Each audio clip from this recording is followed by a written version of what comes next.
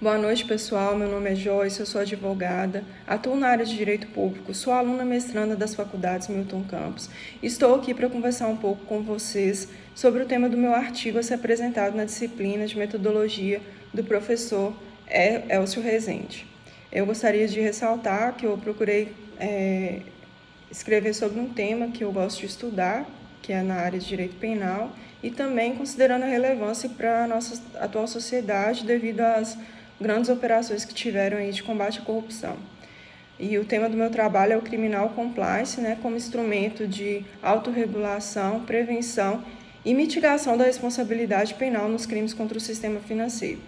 Como dito, o Brasil, nos últimos anos, ele tem passado por grandes operações de combate à corrupção, em que a gente pôde ver o grande número de crimes cometidos contra o sistema financeiro, principalmente envolvendo a lavagem de dinheiro, a Lei 9.613, e em que vários políticos, diretores de grandes corporações foram presos, receberam penas altíssimas, e isso só foi possível também diante do grande número de delações que houve, em que esses dirigentes demonstraram como era a atuação dessas corporações, desses políticos, dos próprios dirigentes nos esquemas criminosos.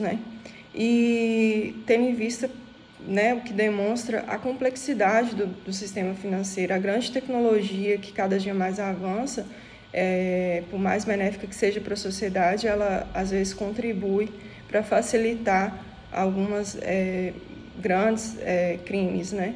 E a gente viu também, cada dia mais, os órgãos de controle têm procurado se estruturar melhor para poder detectar esse tipo de crime, inclusive havendo cooperação internacional nesse sentido. Então, o compliance ele ganhou grande notoriedade porque as empresas, as instituições financeiras, sejam elas públicas ou privadas, vêm buscando cada dia mais evitar a ocorrência de crimes, E, portanto, o compliance ele ganhou extrema notoriedade, embora já exista em vários outros países, principalmente nos Estados Unidos, há muitos anos. E eu vou procurar na minha dissertação, ao final do curso de mestrado, trazer o histórico, um pouco do direito comparado também, demonstrar melhor o que não é possível no artigo, tendo em vista que é limitada a discussão no artigo científico. Então, o compliance ele vem da expressão inglesa to comply, que significa agir em conformidade. E o compliance é justamente isso, são as instituições procurarem estabelecer medidas em busca de prevenir a ocorrência de irregularidades em qualquer área dentro da empresa. E aí o criminal compliance seria essas medidas voltadas na prevenção de crimes, na prevenção, evitar a ocorrência de crimes dentro dessas empresas. E para que o compliance ele seja, o criminal compliance ele possa vir ser utilizado em eventual investigação criminal, ele tem que observar alguns regramentos, alguns limites, principalmente aqueles princípios constitucionais, previstos na nossa Constituição, na nossa legislação, em toda a nossa legislação, principalmente no que diz respeito ao contraditório, à ampla defesa, à não utilização de provas ilícitas, etc. O que eu gostaria de trazer para vocês, em relação ainda ao compliance, algumas funções em que eu li um artigo do procurador do Rio de Janeiro, Regis Fischner, ele fala sobre o compliance às empresas privadas e ele trouxe algumas funções que eu achei muito interessante e eu vou tomar a liberdade de ler para vocês. Ele fala assim, que a primeira função consiste na demonstração a todos os empregados e colaboradores de que tal setor não só preocupa com o padrão ético e legal de comportamento corporativo, como também está realizando investimentos na prevenção de práticas antiéticas e ou ilegais. A segunda função consiste em demonstrar externamente que a empresa dispõe de instrumentos de controle de práticas em conformidade com a lei, além de regulamentos e ética. Isso promove de forma positiva a imagem corporativa e reforça a confiança dos parceiros e clientes na qualidade dos produtos oferecidos e dos serviços prestados. A terceira função é a de asseverar aos órgãos reguladores da atividade da empresa a sua preocupação com a observância das leis e dos regulamentos aplicáveis, além de adotar uma atitude de colaboração com a fiscalização externa por meio da atuação de um órgão interno treinado e preparado para detectar e corrigir eventuais desvios legais ou éticos de funcionários e colaboradores da empresa. Então, o que se nota é que um programa de compliance, para que ele possa ser utilizado, ele tem que ser ético, ele tem que ser imparcial, ele tem que ser totalmente autônomo, né, em relação à influência dos seus dirigentes. E ele também tem que atuar em conjunto com os órgãos de fiscalização. A gente sabe que o sistema financeiro do país envolve várias leis, né, penais aí que prevê vários crimes, mas eu me ative aqui ao artigo a duas leis. A primeira é a 7.492 de 1986, em que ela veio definir os crimes, os principais crimes aí contra o sistema financeiro nacional, e ela estabelece seu artigo 1º, conceitua o que vem a ser instituição financeira, né? E para essa lei, o conceito de instituição financeira é a pessoa jurídica de direito público ou privado que tenha como atividade principal acessória, cumulativamente ou não, a captação, intermediação, aplicação de recursos financeiros de terceiros em moeda nacional ou estrangeira, ou a custódia, emissão, distribuição, negociação, intermediação, administração de valores mobiliários. Então, só pelo conceito a gente nota, né, o quão complexa é a atividade financeira, envolve diversas operações. E diante da grande tecnologia, avançada tecnologia que a gente tem hoje, cada vez mais fica mais difícil, né, detectar tudo, saber o que é crime, o que envolveria crime ou não. Essa lei também estabelece alguns crimes, que seria gestão fraudulenta, no caso da pessoa utilizar informações ali falsas para obter empréstimos, etc. E aí o que acontece? Por isso, cada vez mais, esse atuar em conjunto com os órgãos de controle vem sendo cada vez mais incentivado, né? Vem sendo cada vez mais exigido, justamente para tentar ali evitar a ocorrência desses crimes, né? Que é impossível os órgãos de controle estar atentos a tudo, né? A todo momento. Por mais que se estruture, por mais que tenha tecnologia, são milhões e milhões de operações feitas diariamente no país, né? E aí a Lei 9.613, de 1988, ela foi até alterada recentemente, em 2012, ela veio dispor sobre os crimes de lavagem de dinheiro. Em seu artigo 1º, ela afirma que o crime, né, de lavagem de dinheiro é ocultar ou dissimular a natureza, origem, localização, disposição, movimentação ou propriedade de bens, direitos ou valores provenientes direta ou indiretamente de infração penal. Essa lei, ela preocupou-se, né, em tornar mais rígido o controle na via administrativa de quaisquer inobservâncias de regras e cometimento de crimes pelas instituições financeiras, estabelecendo, inclusive, a aplicação de sanções administrativas. E, para isso, o que mais importante nessa lei, para o meu artigo, é que ela estabeleceu um sucinto programa de compliance. Ela veio, nos seus artigos 10 e 11, estabelecer a necessidade de comunicação às autoridades competentes de qualquer ilicitude, né, que porventura elas venham detectar. Ela estabeleceu em seu artigo 9 quais as pessoas estão obrigadas em assim proceder.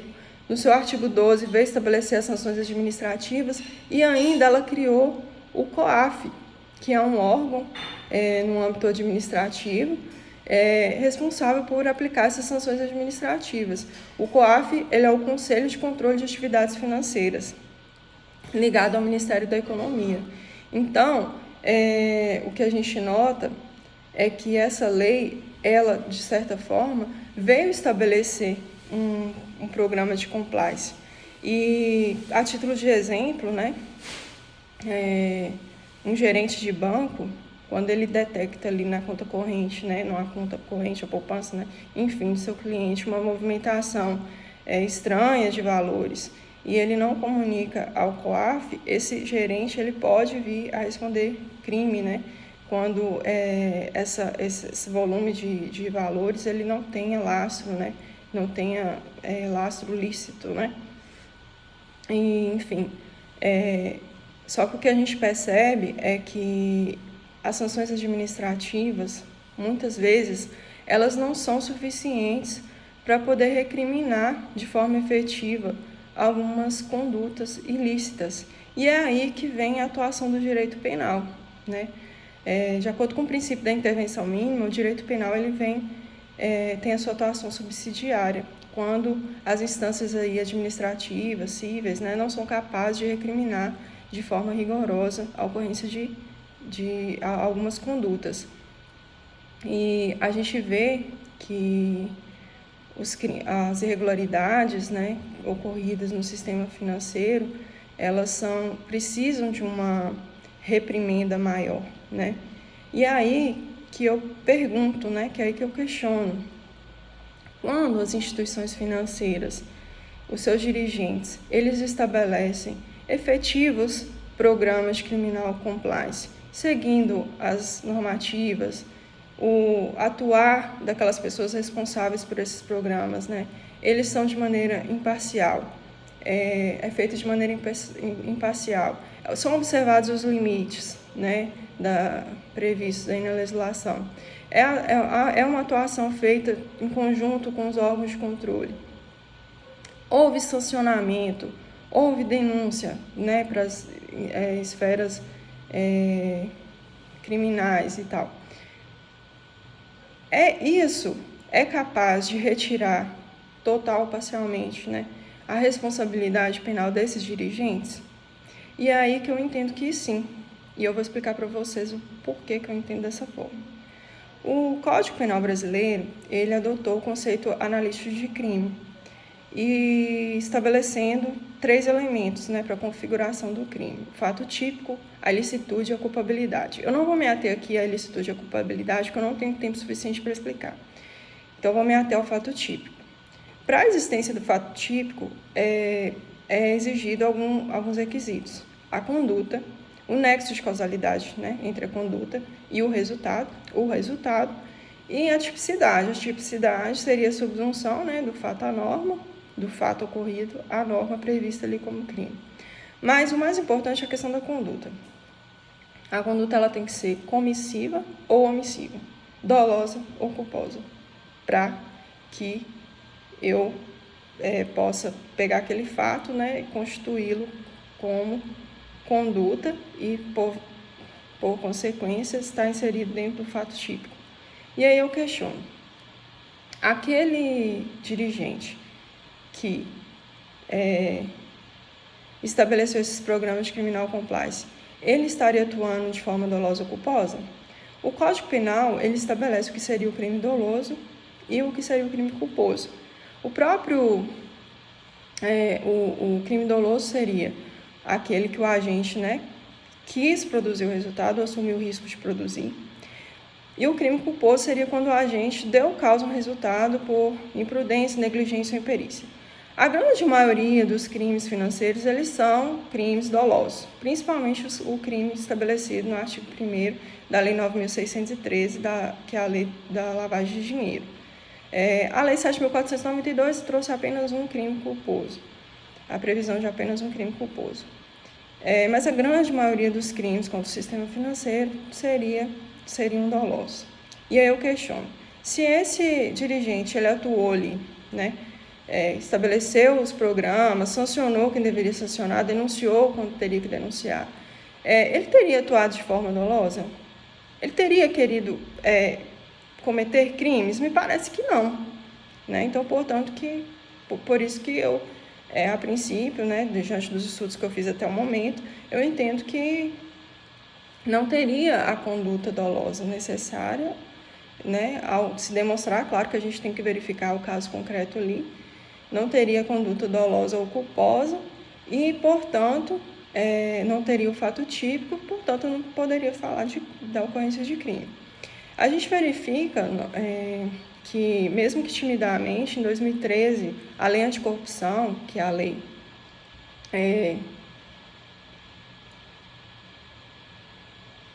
A Lei Anticorrupção, ela trouxe em seu artigo 7º, né, inciso 8, a Lei Anticorrupção é a Lei 12.846, de 1º de agosto de 2013, então a lei recente, né, vê que é uma lei recente, ela trouxe em seu artigo 7º, inciso 8, a possibilidade de redução das sanções no caso da existência de mecanismos e procedimentos internos de integridade, auditoria e incentivo à denúncia de irregularidades e a aplicação efetiva de códigos de ética e de conduta no âmbito da pessoa jurídica. E também a Controladoria Geral da União trouxe, na portaria 909, de 7 de abril de 2015, ela trouxe o compliance como requisito para a redução de multas, né, em caso de processos administrativos. Então, assim, a gente vê que o próprio legislador e os órgãos de controle estão, assim, abertos, né, quando essas empresas estabelecem esses programas, da possibilidade da redução das sanções. E por que não pensar numa redução até total, né, a depender do caso concreto, uma redução da responsabilização até total, né? E que dirá penal também a gente poderia pensar. E é isso que eu trato no meu artigo.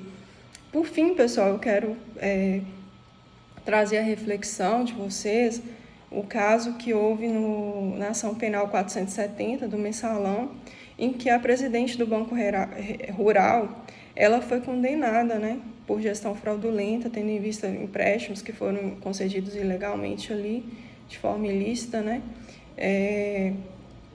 E aí o Joaquim Barbosa, que foi o relator desse processo, ele disse que, porque a presidente ela utilizou como defesa, isso eu falo assim, pelo que vários professores de penal, quando estudaram esse caso, e que eu já li sobre o assunto, a defesa dela trouxe como meio de defesa o seguinte, que ela não tinha conhecimento ali do que estava acontecendo no banco, né? Que ela não atuou de forma dolosa ou culposa e tal. E o Joaquim Barbosa utilizou a teoria da cegueira deliberada para poder condená-la. E ele disse que ela, como presidente, né, de um banco, ela jamais poderia dizer que não sabia do que estava acontecendo ali de irregular. E aí eu questiono para vocês, será que hoje, se ela tivesse estabelecido, né, programa de criminal compliance ali no seu banco, tivesse sancionado, tivesse denunciado, será que ela teria tido a mesma pena, a pena alta, que ela pegou regime fechado? Eu acredito que não, né? Que a depender do caso concreto ali, se ela tivesse estabelecido, né, talvez ela poderia ter tido uma mitigação, uma redução, ou talvez total ou parcial da penalidade que foi aplicada. Bom, pessoal, isso é o que eu tinha a trazer para vocês. Eu agradeço a atenção e uma boa noite a todos.